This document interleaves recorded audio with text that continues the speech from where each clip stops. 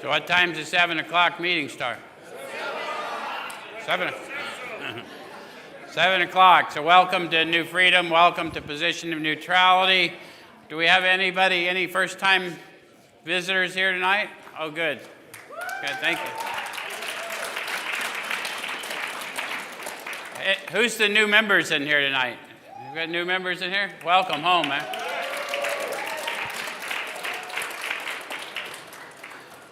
So what we've been doing all of 2023, we've been opening with a prayer, and Chaplain Lee is in the hospital tonight, so if you'd keep him in your prayers, that'd be nice. He's having some struggles, but Wayne has agreed to open us with a prayer, substituting for Chaplain Lee, and I don't know where Wayne is, but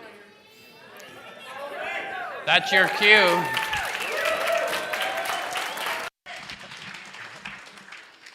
We'll do like Chap Lee. Can everybody stand to their feet, please? Heavenly Father, we just invite you into our presence, Father God. We ask that you speak to the hearts and minds of each and every person here and out across the airwaves. May we go from here shining your light. In Jesus' name, amen. Amen. So for those of you who have never been here before, what we do here may be a little different to you, but we take a look at the suggested instruction for a step or so a week directly out of this book, and we use this book in 12-step recovery. Why? Yeah, the process described by the authors of this book has been proven to work for addicts of the hopeless variety, addicts to alcohol and other substances, yeah? So what I attempt to do is show you how I find my experience in the book and encourage you to have your experience. And if we both do our job, we'll share a spiritual experience in this room tonight. How many of you have been here before and can witness for these folks that happens? So those of you online, they're raising their hand. When we raise our hands in here, we talk about the spiritual experience. We're talking about a sensory experience. So when you feel it, I'll know, and I'll call it to your attention. Does that make sense? Because we would cheat you to talk to you about the power we call God without a demonstration of the power. And a lot of people are saying, well, why does your knowing I feel something prove anything about God? Well, that's a good question. It may not. But if we take anything on faith at all, one of the things that we say at almost every AA meeting is there's one who has all power. That one is God. So you knew that. So if that's true and you feel it and I know, did we not demonstrate oneness in the room? Okay, so that's what we're going to build from. Fair enough? And tonight we're going to take a look at steps 8 and 9. And the room's full, so either you didn't get the memo or you're ready to grow. So we're going to be on page 76 of the book. And right in the middle of the page, it says, now we need more action, without which we find that faith without works is dead. So, you guys with me? Page 76, those of you that are following. So how many of you recognize that little phrase, faith without works is dead, from another text? It's not by accident that that's there. That comes from the book of James.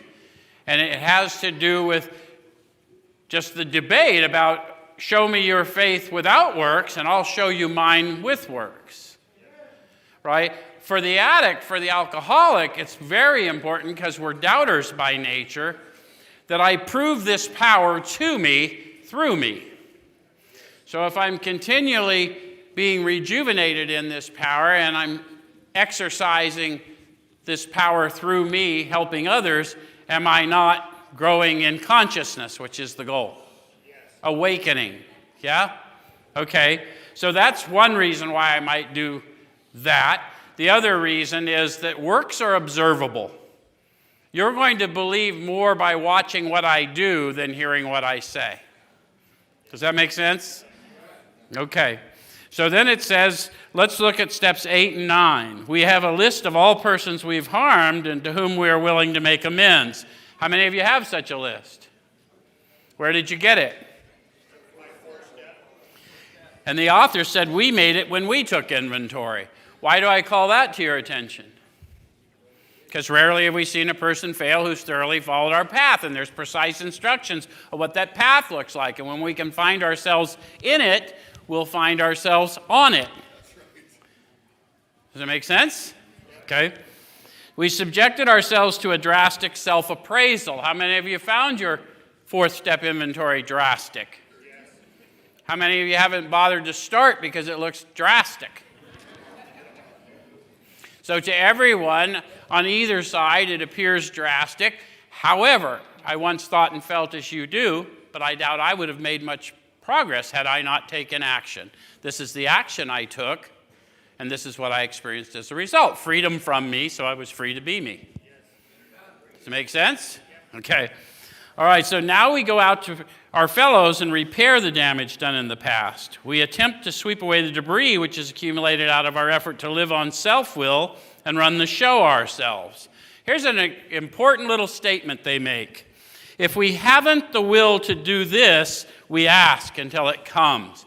Folks, we talk about willingness as something one has within them, but our whole history teaches us that's not true. Willingness is divine power. I'm going to have to ask for it and then act in the belief that it's there in order to grow increasingly in power in my life. How many of you had to get crushed a little and then all of a sudden were willing to do certain things, and then as you started growing in your prayer life, you were willing to do more and more things? Everyone has the same process, right? Willingness is divine power. We've got to improve consciousness. We start with a little, and then we walk into a lot. Does that make sense? Okay. So remember, it was decreed at the beginning that we would go to any lengths for victory over alcohol. They put that in italics for a reason. With whom did I make that agreement in the beginning? I made that agreement with this Creator within me. I may not have had a name at that time, but I was pointed to the fact that deep down inside of me was this power that was a sensory presence within me of power, peace, happiness, a sense of direction. And since I've been in relationship with that power, my life has radically changed. Anyone else know what I'm talking about? Okay. So I don't want to now not keep my commitment, since my very existence means that He's kept His. Yes? Okay. So probably there's still some misgivings. So I said all of that to tell you I still doubt. Any of you ever had that happen? Miracle after miracle after miracle, got out of that scrape, and still, I'll never get through this one. Any of you ever had that happen? So as we look over the list of business acquaintances and friends we have hurt, we may feel diffident about going to some of them on a spiritual basis. How many of you had some rather nefarious business acquaintances and friends? So going to them on a spiritual basis is a little uncomfortable, yes? All right. So let us be reassured. To some people, we need not and probably should not emphasize the spiritual feature on our first approach. So what did the authors tell us?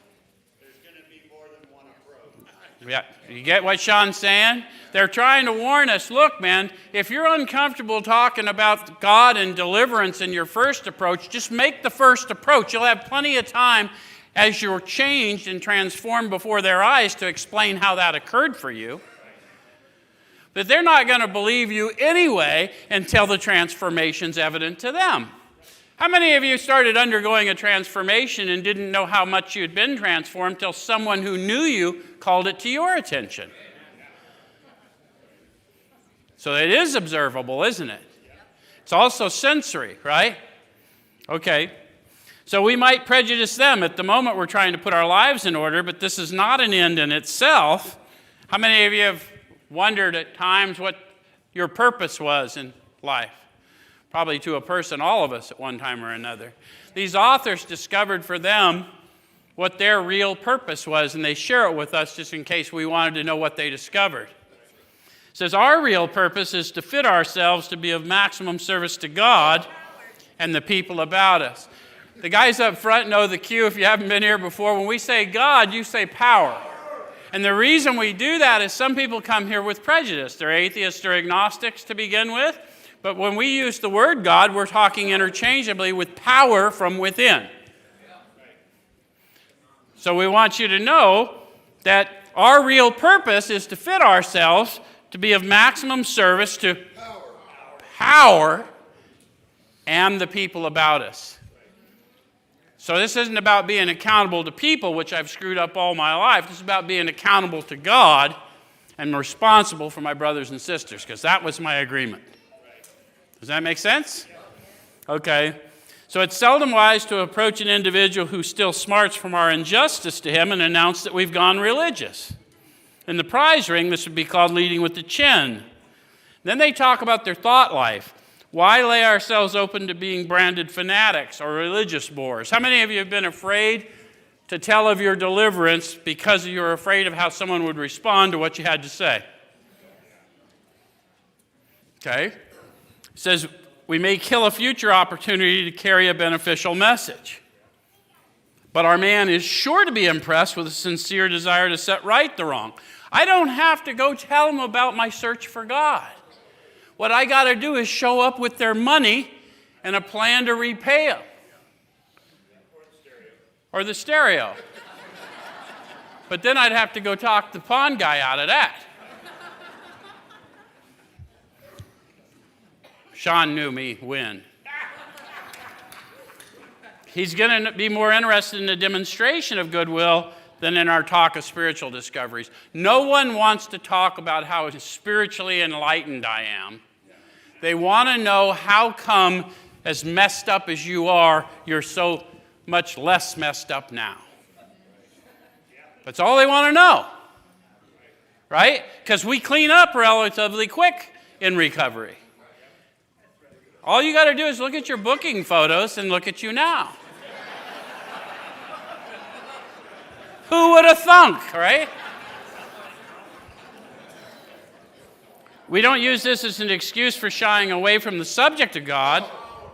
When it'll serve any good purpose, we're willing to announce our convictions with tact and common sense. I would have to be in contact to know when it would serve any good purpose, wouldn't I?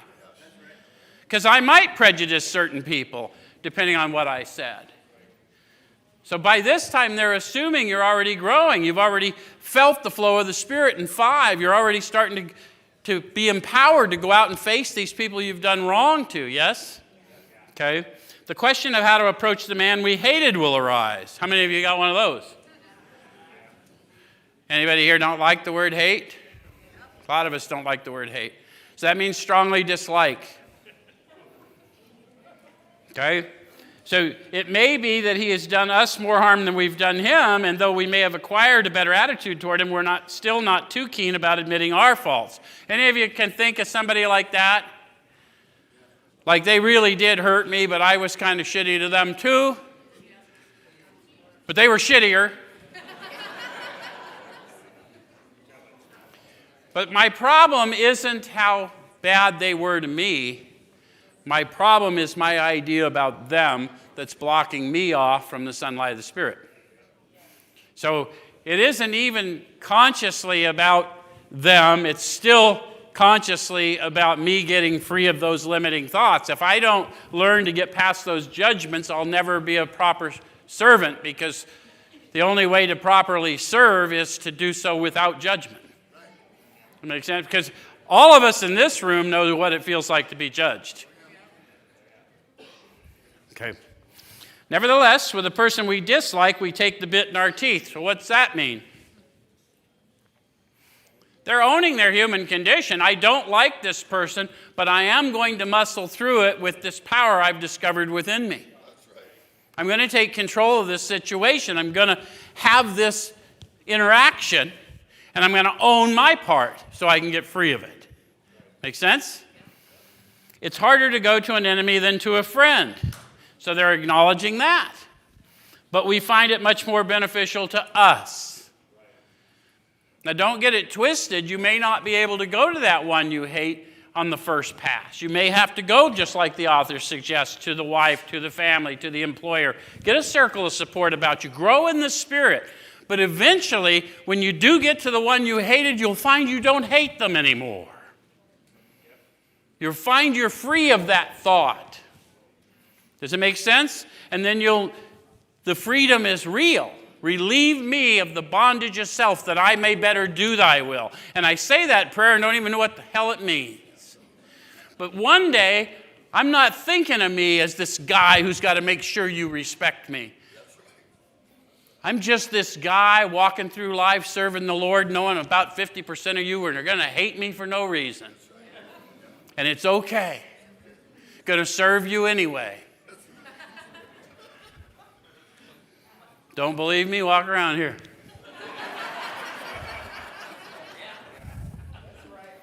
We serve you anyway, don't we, kidding? So we go to him in a helpful and forgiving spirit, confessing our former ill feeling and expressing our regret. Don't misread any of that. There was a lot of instruction.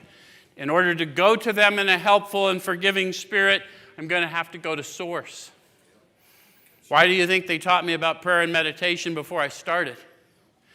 I'm going to have to get into a forgiving spirit. How would I like to be approached if the roles were reversed? Otherwise, me's going to come out. And I'm going to have to go make amends for the amends I tried to make. Any of you ever do that? Okay, good. Kindred spirits. That's cool. So once I get in a helpful and forgiving spirit, then I can see what the approach should look like, and I can approach and ask what I can do. Make sense? All right. So under no condition do we criticize such a person or argue. Simply, we tell them we'll never get over drinking until we've done our utmost to straighten out the past. I can't tell you that if I don't believe it to be true with credibility.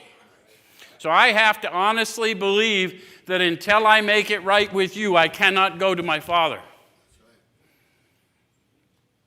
That's a biblical teaching, but if you're not there, I will tell you that if I don't mean it when I say it to you, you'll know I don't mean it.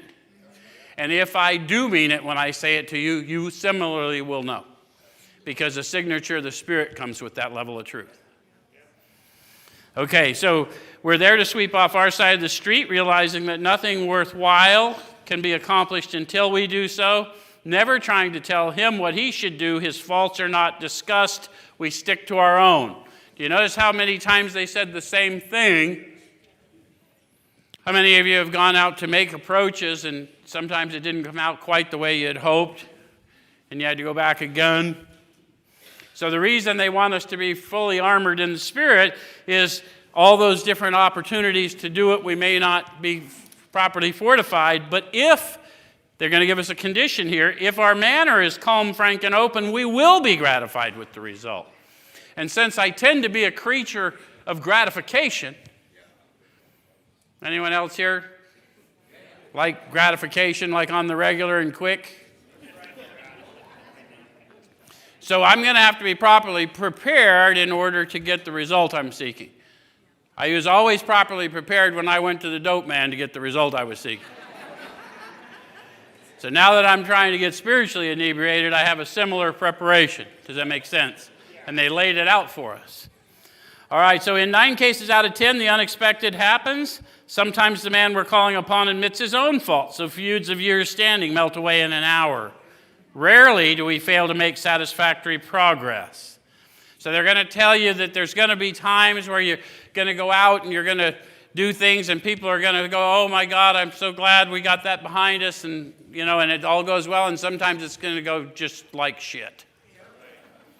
And either way, you're going to make progress as long as you continue to progress.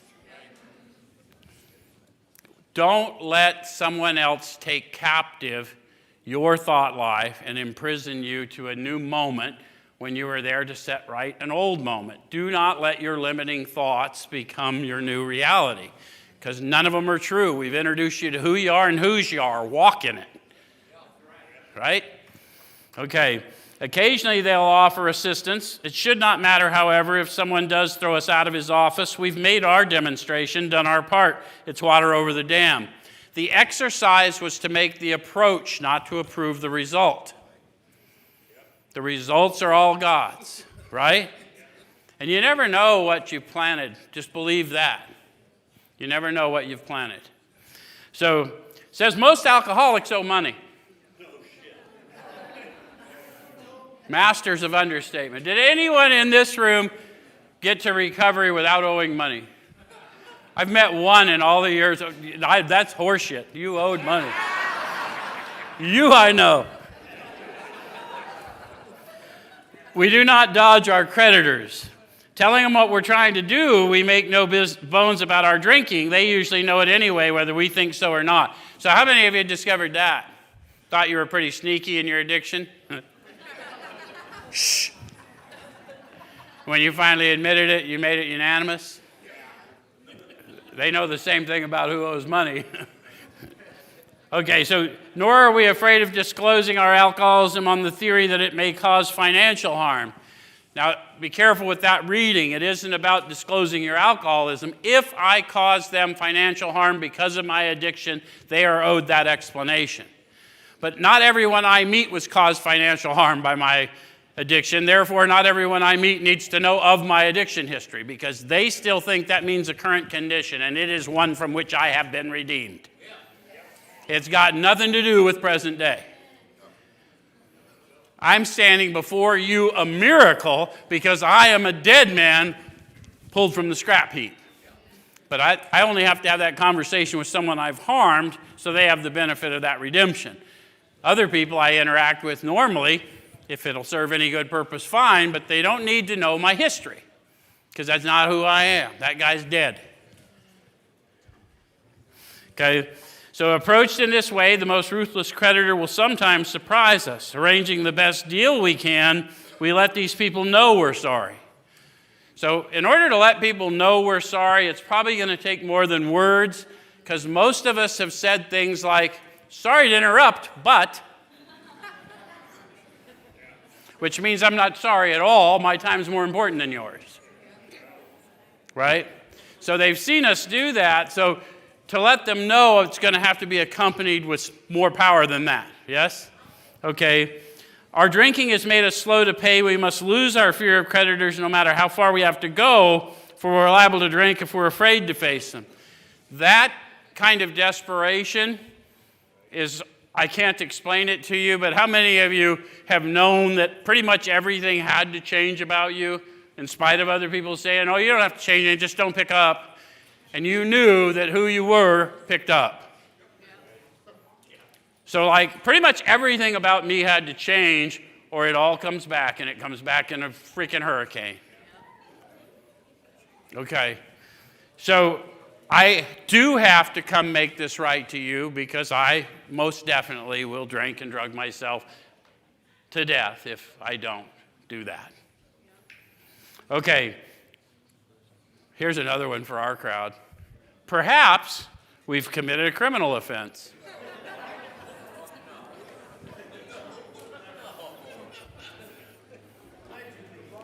It's happened. Which might land us in jail if it were known to the authorities. So we're talking about those for which you have not yet been convicted.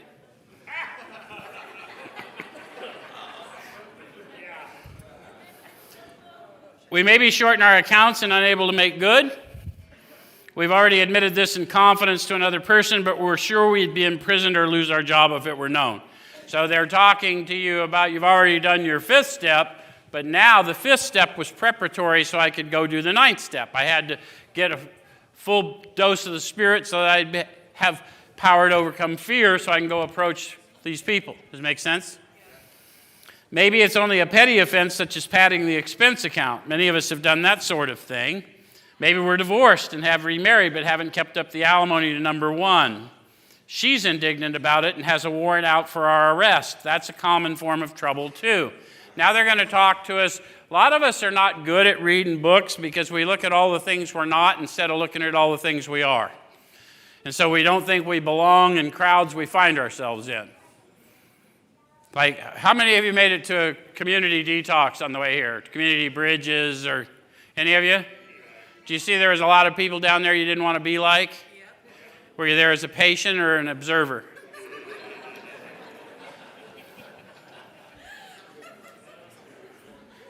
So apparently with the laughter, we made the point. We're not always good at deducing our current condition. All right, so here's the warning. Although these reparations take innumerable forms, there are some general principles which we find guiding. Reminding ourselves that we've decided to go to any lengths to find a spiritual experience. You guys get that, right? Sometimes if you hang around fellowships and you don't do program, you'll get the idea that the whole goal is to be abstinent. At least I'm sober 3.5 hours today. I'm not trying to poke fun, but guys, my goal was to find a spiritual experience that would solve my problem for good. And I have to remind myself from time to time that it is my job to awaken and stay awake, not to be abstinent and slumbering. I have been both, and awakened is better. Okay, so we ask that we be given strength and direction to do the right thing, no matter what the personal consequences may be. Notice how I'm asking for willingness to do the right thing, no matter what the consequence. I've got to take captive the thought in the moment, or I won't move forward in the exercise. And make no mistake, this is no different. Going out and making amends is leg day. You're going to have power because it's going to hurt. But you don't want to beat a guy with no legs. Okay, we must not shrink at anything. Usually, however, other people are involved. So this is those mysterious others they talk about in the 9th step, except when to do so would injure them or others. And others are never you, although I've heard silly people in our fellowship say that. I already have a column. It's called What Was My Part? I ain't the others. Therefore, we're not to be the hasty and foolish martyr who would needlessly sacrifice others to save himself from the alcoholic pit. Now they're going to give us a story about a member, and we'll see if we can relate. A man we know had remarried. Because of resentment and drinking, he'd not paid the alimony to his first wife. She was furious. She went to court and got an order for his arrest. He had commenced our way of life. So AA is a manner of living. It's not a workbook exercise. So that meant that he had started coming to the groups and started moving through his step process, yes? He had secured a position, so he had a job, probably not the job.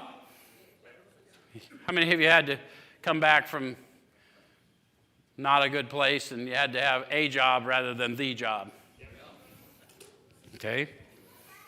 And was getting his head above water. It would have been impressive heroics if he had walked up to the judge and said, "Here I am." So let's stop right there. If I'm trying to grow spiritually, is my goal to perform impressive heroics? Sounds silly when I say it that way, although in that state of mind, it's quite easy to think that being the martyr is what I should do because I feel like I deserve a punishment, and that's just my mental condition. I once called Sean and asked him. I had something that I was supposed to do. I don't even remember now. Something around Christmas time. I hadn't seen my kids in forever and to do something, and I wasn't going to go because I didn't think I was deserving. He said, "No, you fool. You've been not showing up for years. Just go. Do your thing," right? I couldn't see it. I wasn't trying to be a foolish martyr. I needed an outside perspective.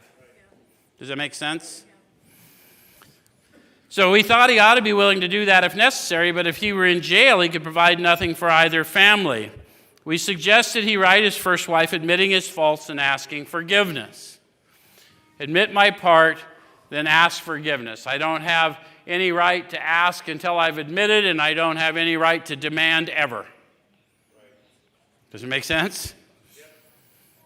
He did, and he also sent a small amount of money. So he sent reparations with it. It says he told her what he would try and do in the future, so he gave a payment plan. He said he was perfectly willing to go to jail if she insisted. So he did all of those things. I was wrong. You didn't deserve to be treated that way. I hope someday you can forgive me. Here's some money. Here's what I'm going to try and do in the future. And I did none of this to stop from going to the court. If you still want me to go to the court, I'll do that too. Does that make sense? It says, of course she did not, and the whole situation has long since been adjusted. Before taking drastic action, which might implicate other people, we secure their consent. So who are the other people in that case? He had a new wife. There's another. He had a new employer. There's another. Maybe you had new people in the group. How many of you came out and got in your recovery group and you had the coffee commitment or something? And you hear that? Coffee makers make it? Until they leave and hawk the coffee pot, huh? Look, I'm a coffee maker that hawked the coffee pot. I have lived experience with it. I'm not trying to get medals. I'm just trying to tell you we say silly things in our fellowships. We sell every fucking thing we can get our hands on if we need to until we get delivered. Okay, if we have obtained permission, have consulted with others, asked God to help, and the drastic step is indicated, we must not shrink. See how they forced me inward to answer to the power within me. I've done everything I can do, and I still need to move forward in this, and I don't want to. So I'm going to have to ask and then act as if. How many of you have had to ask for power and then act as if? Did your faith not increase as a result? There you go. That's the point.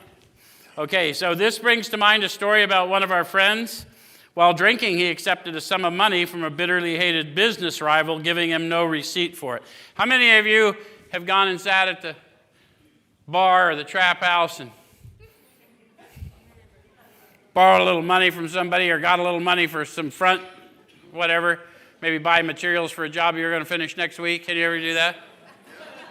Get right on that shit. Okay, so we're just talking about normal stuff, right? Okay, so he subsequently denied having received the money and used the incident as a basis for discrediting the man. So after a while, money in my possession has an evaporative rate that I don't care to explain. Any of you know what I'm talking about? So rather than explain why that money in his possession was no longer in his possession, he just said, dude never gave it to me. Make sense? Any of you ever done that? Okay. It says he thus used his own wrongdoing as a means of destroying the reputation of another. Now you might wonder why that would destroy the guy's reputation, but you got to understand a little backstory. So the backstory is this guy was giving him money for the church fund.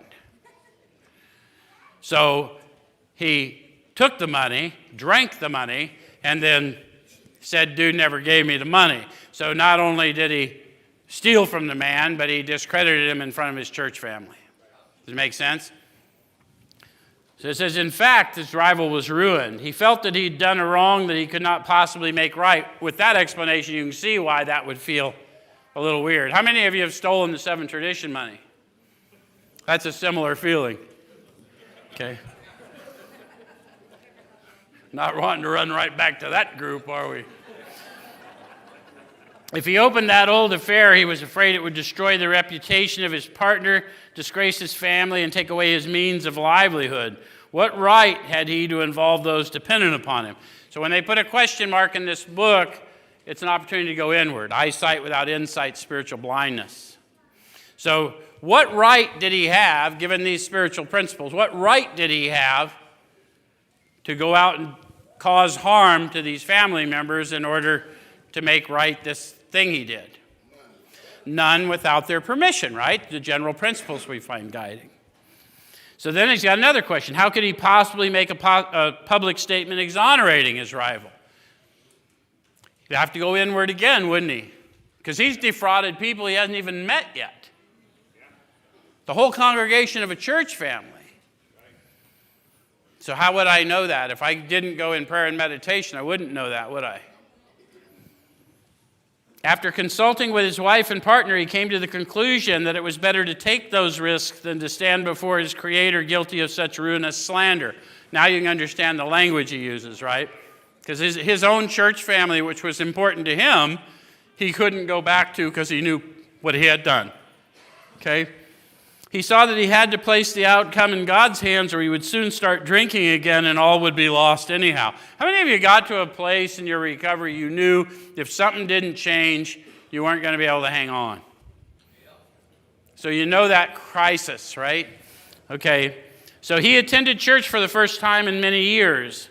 After the sermon, he quietly got up and made an explanation. Now notice how they said he quietly got up and made this explanation. How many of you can feel for him how unquiet he must have felt? That's what any links might look like, right? In other words, that power is demonstrating itself through me because I am anything but quiet on the inside. Does it make sense? His action met widespread approval, and today he's one of the most trusted citizens of his town. This all happened years ago. So they gave you a demonstration in writing that I don't think people always grasp the profundity of. The thief of the church fund becomes the most trusted citizen of the town through the power of God. And it is by that testimony that he is an example to them. Does it make sense? That's why it's so important that we get your testimony to the next guy. Because you guys are responsible for the next 10,000 humans we see here. I'm not kidding. It's an awesome responsibility. You guys programming with us, we're going to bring 2,000 a year here for years and years and years, and we need you to tell them the truth.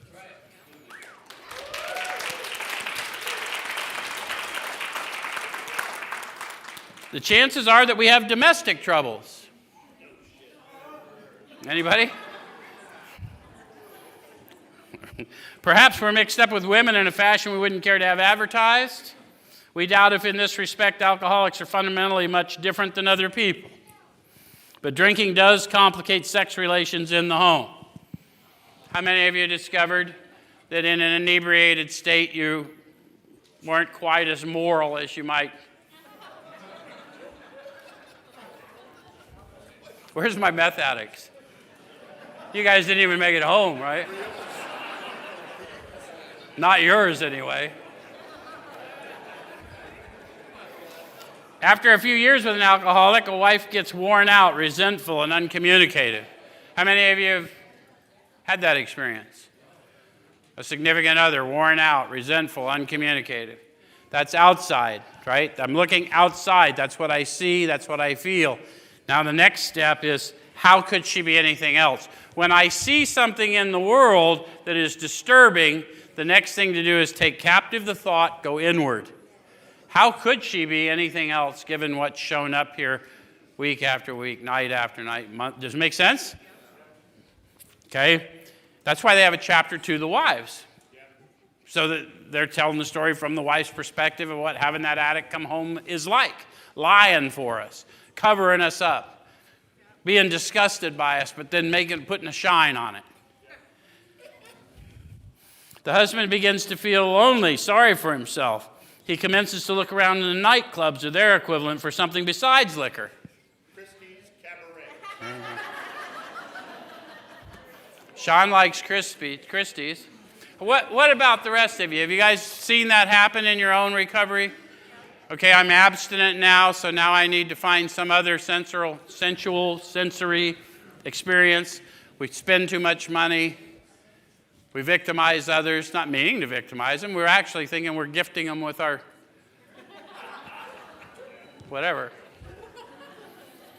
All I'm saying is it's happening to everybody. Once you take away one symptom of your spiritual malady until we get the malady under control, you're going to keep having more symptoms, and it's all those worldly desires. So perhaps he's having a secret and exciting affair with the girl who understands. How many of you have met him or her? The one who understands. So it's not really their level of understanding that's the source of our issue, though, is it? So in fairness, we must say that she may understand, but what are we going to do about a thing like that? So back inward. It isn't a matter of whether I'm understood or any of those things. I'm at a place where doing harm to this one and another one is not good for all of us, right? The collective it's not a good dynamic. A man so involved often feels very remorseful at times. How many of you have felt remorseful? And then convinced yourself, well, God ordained it.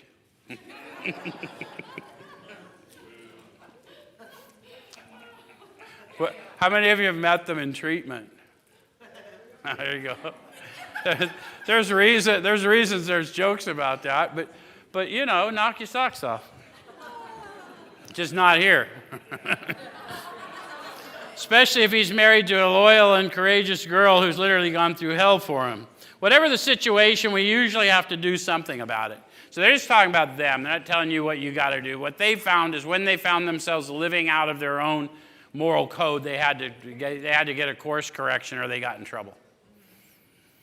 If we're sure our wife does not know, should we tell her? I love a room full of opinions. So it's okay to have an opinion, but they said a couple things there. If we're sure she does not know. How many of you were convinced you had people fooled about your addiction? Okay, so we're not all that good a judge of what they know and don't know always. Okay, so then the question is, should we tell them? So it says not always, we think. If she knows in a general way that we've been wild, should we tell her in detail? So that sounded much more definite. So how many of you have lived experience with that? Did you get the detail or give it? If you've ever received the detail, you'll know that's not something you can't unhear. That paints every future moment for a while. So it's not a compassionate act to give detail. Undoubtedly, we should admit our fault. She may insist on knowing all the particulars. She'll want to know who the woman is and where she is. We feel we ought to say to her that we have no right to involve another person. How many of you have felt you should do one thing, but were unable to not carry out that? Okay, they're going to talk about that experience, lacking the power to... We are sorry for what we've done, and God willing, it shall not be repeated. More than that, we cannot do. We have no right to go further. Though there may be justifiable exceptions, see, what they're going to call that is a justifiable exception. What I should have done is said no means no, because I'm supposed to make my no mean no. It was me, it wasn't them. You don't need to know nothing about them to know I treated you bad. But if I can't do that, then I'm going to deflect, and that'll be a justifiable exception. And though we wish to lay down no rule of any sort, we have often found this the best course to take. So what did they tell you?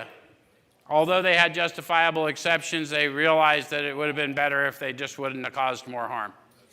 Just own it and move on.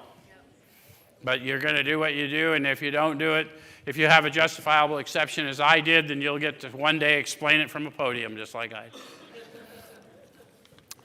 Our design for living is not a one-way street. It's as good for the wife as for the husband. If we can forget, so can she. That's a little secret you may not want to lay on her or him. Those are sometimes best discovered on your own. It's better, however, that one does not needlessly name a person upon whom she can vent jealousy. That's why you don't want the justifiable exception, because then the focus changes. We don't clear the air between anyone. We just polluted it more. Does it make sense? So perhaps there are some cases where the utmost frankness is demanded. Again, suggestive, perhaps. No outsider can appraise such an intimate situation. Who's an outsider in that situation? You're really alone with your Creator in that moment. You're going to know what it means to be in conscious contact. Right? It's not conceptual, guys. If we're still teaching people that we're talking about a power greater than you that's conceptual, you're being cheated. It's found deep within you. It's expressed as power, peace, happiness, a sense of direction. Bill said he felt like a cool wind of a mountaintop blew through and through. They were talking about liberation in the moment, on the spot, sensory liberation. Somehow I know that I know that I know that it's different because I'm different in this moment. Does it make sense? Okay. So it may be that both will decide that the way of good sense and loving kindness is to let bygones be bygones. Each might pray about it, having the other one's happiness uppermost in mind. Keep it always in sight that we're dealing with that most terrible human emotion, jealousy. Good generalship may decide that the problem be attacked on the flank rather than risk face-to-face combat. So all they're saying is people grieve and mourn how they grieve and mourn. And when we are unfaithful in situations involving other humans, those relationships die. And so the only way that we are going to resurrect that relationship is through demonstration, not through conversation. Does that make sense? If we have no such complication, there is plenty we should do at home. Sometimes we hear an alcoholic say that the only thing he needs to do is keep sober. How many of you have heard that? People say that because we hear it. But think about it. I don't care if you've said it or if you've heard it. Think about how ridiculous it is in light of our own lived experience. How many times have you been sober and then twisted off again? More than you can count? So if the only thing I need to do is that which I've proven I can't do, I really am hosed. See, I'm powerless over alcohol, but I am infused with power in the service of my brother and sister. Does that make sense? So it says, certainly he must keep sober, for there will be no home if he doesn't. But he's yet a long way from making good to the wife or parents whom for years he so shockingly treated. Passing all understanding is the patience mothers and wives have had with alcoholics. Had this not been so, many of us would have no homes today, would perhaps be dead. How many of you have that wife, mother, relative that no matter how tore up you were, you were always, didn't maybe always feel so welcome, but they sucked it up and took you back, anybody? Just me. A lot of people put up with a lot of my shit for a long time. The alcoholic is like a tornado roaring its way through the lives of others. Hearts are broken. Sweet relationships are dead. Affections have been uprooted. Selfish and inconsiderate habits have kept the home in turmoil. We feel a man is unthinking when he says that sobriety is enough. We want you to contemplate that because you'll hear that in your recovery journey. Well, as long as you're sober today, you're nonsense.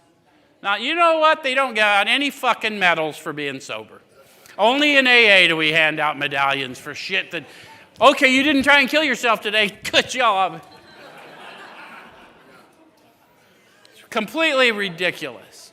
I'm supposed to get out and be a man in this society, which means take responsibility not only for me, but for my family, the family of man, and everyone God points to me. That's what I'm supposed to do. And if I drink, that's all I do. And similarly, you men and women, that's your job. We're here. We are our brother's keeper. He's like the farmer who came out of the cyclone shelter to find his home ruined. To his wife, he remarked, "Don't see anything the matter here, Ma. Ain't it grand the wind stopped blowing?" Sounds silly when they say it like that, right? Yes, there's a long period of reconstruction ahead. We're acknowledging, look, man, this ain't easy. No one's telling you it's easy, but it ain't about the not picking up. If I stay busy enough trying to build you up, I won't be thinking about me picking up. That's a fact. And the minute I stop trying to build you up, there will be nothing that stops me from picking up. Because it's like a tractor beam for me. So it said we must take the lead. A remorseful mumbling that we're sorry won't fill the bill at all. Why? Because we've said we're sorry on our way out to do it again 1,000 times. Everyone here, I know you have. I can feel you feeling me. Sorry. This is going to suck. We ought to sit down with the family and frankly analyze the past as we now see it. So you're going to know the past differently once you've done your inventory, armed with the facts about yourself. You're going to see the past differently. You're going to see the part you played and the forbearance you received. Right? So now we're going to talk to them and said, being very careful not to criticize them. Their defects may be glaring. Let me tell you something. You guys came from a family, just as I did, who really got comfortable with us being the worst thing about that family. And the minute that ain't true anymore, they want to claw us back. Because otherwise they got to look at who they are. And if you aren't getting warned about that in your class, you should be. Jim, they are, right? It's the truth. You should be warned about that in your recovery fellowships too. We gotta quit playing to the audience and start playing to the one. Okay? So their defects may be glaring, but the chances are that our own actions are partly responsible. So we acknowledge all that. Then it says, so we clean house with the family. We acknowledge all that and ask each morning in meditation that our Creator, found within, show us the way of patience, tolerance, kindness, and love. And if my way is illuminated by patience, kindness, tolerance, and love, guess what I'm going to see in you, since the world only reflects how I'm thinking and feeling. Once that power is flowing through me to see it, I'll have the power to be it. It's just the way it works. Does it make sense? So that's a little prayer they don't put on cards or write on walls, but you might, Creator, please show me the way of patience, kindness, tolerance, love. Just show me your way, Lord. It's a simple thing. But you may have to say it more than once a day, because I had to get high more than once a day, typically. So then they just broke that down, then they give you a sentence. The spiritual life is not a theory. It's experiential, guys. It's not a theory. It's not a group of drunks. It's not a doorknob. It's not a light bulb. It's none of the silly shit you've heard people say that have kept people sick in our rooms for years. It's power found within you, although not of you.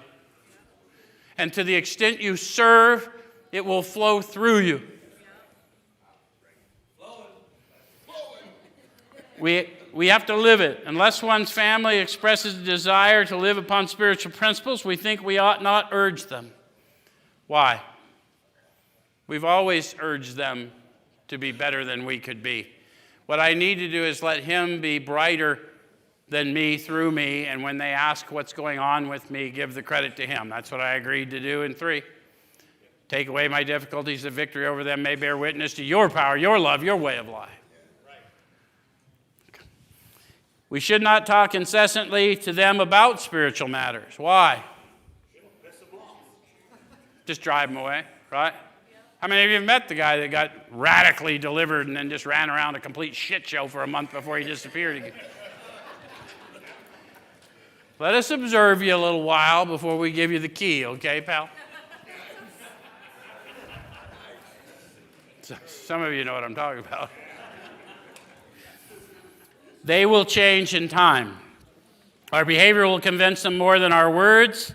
We must remember that 10 or 20 years of drunkenness to make a skeptic out of anyone. There may be some wrongs we can never fully right. We don't worry about them if we can honestly say to ourselves that we would right them if we could. So that's between you and the Creator, right? If you're feeling self-condemning, that's not of God. That's those thoughts that are still trying to hold you back. But if there really is something you should be doing, you're going to feel that conviction. Yeah? Do you guys know what I'm talking about? Some things you really do need to make right, and some things you're just kicking yourself because it happened, and it's not going to be erased. So some people cannot be seen. We send them an honest letter. And there may be a valid reason for postponement in some cases. But we don't delay if it can be avoided. So they're just telling you what they do. You'll know within you if you need to do something, do something. If you're sitting in here, I don't know how many different men I've sat with that come through programming here. I need to get this off of me right now. Okay, so let's send them an honest letter. I mean, you can't do much about it from here, so don't overcommit because you're in treatment. But you can cop to what's up, tell them what you're trying to do to get better. Nothing wrong with that. May ease their mind.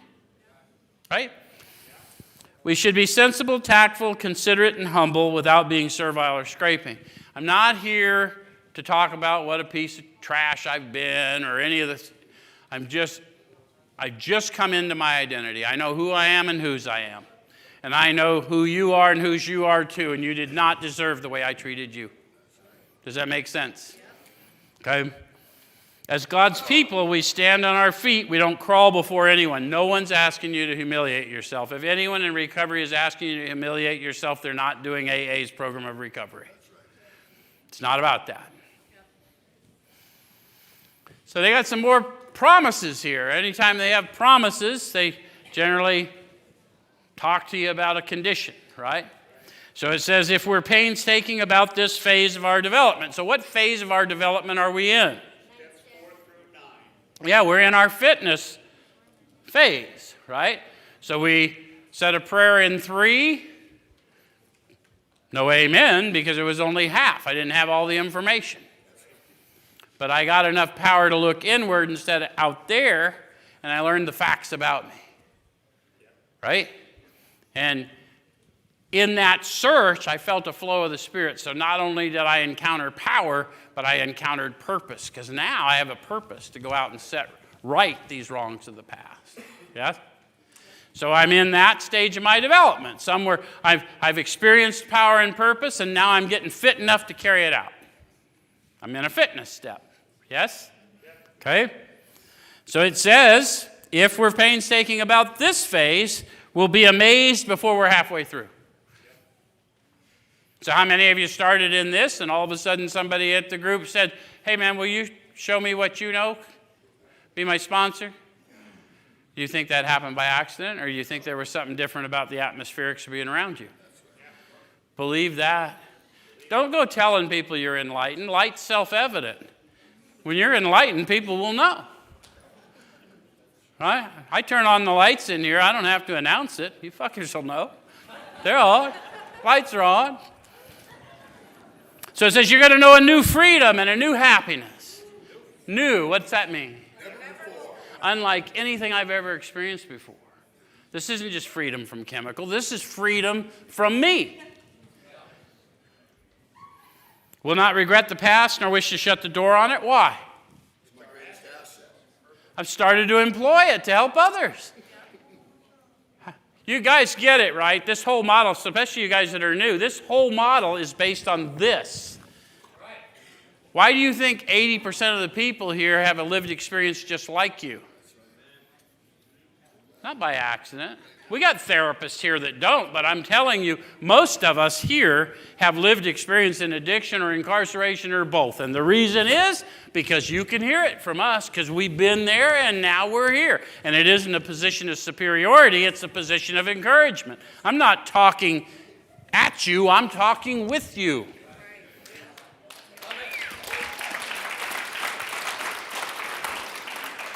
We will comprehend the word serenity, and we will know peace. Comprehend and know. See how that's experiential? No one has to explain it to me when I comprehend it.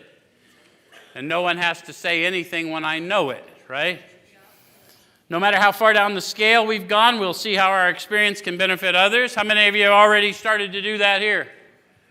Some people are probably a little bit scared of you and your story. But not the people that you're here to help, huh? That feeling of uselessness and self-pity will disappear. We'll lose interest in selfish things and gain interest in our fellows.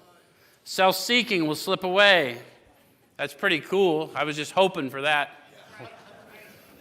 Our whole attitude and outlook upon life will change. How many of you have started to have that happen? Once you realized there was a reason you were here and there was a reason for everything you ever went through, and that you're still unpacking as you're meeting everyone that you come in contact with. Fear of people and of economic insecurity will leave us. How many of you have started to have that go? They're not saying economic insecurity will leave. You just won't be afraid of it. How many of you have been very economically insecure and got through? We learn those things as we walk out. That doesn't mean we're going to have cars and houses. It just means I'm okay without cars and houses. And shit, they came and got Denise's and my cars, one right after the other. Everyone says, you damn fools, why don't you give up this dream, this new freedom thing? That's stupid. You should just go to work, get a job, get an Uber. I can't get an Uber. They took my fucking car. It's all true story, though. guess what? Faith wins out because welcome home.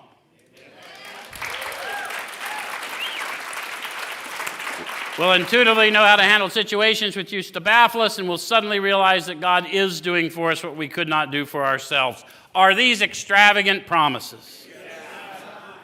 We think not. They're being fulfilled among us, sometimes quickly, sometimes slowly. They will always materialize if we work for them. And guys, if you don't work for them, if you don't continue to take captive the limiting thoughts and move through it, they will vaporize. So, understand there's a promise and a condition that if we work for them means when I'm not disciplined in my thought life, I will forget all that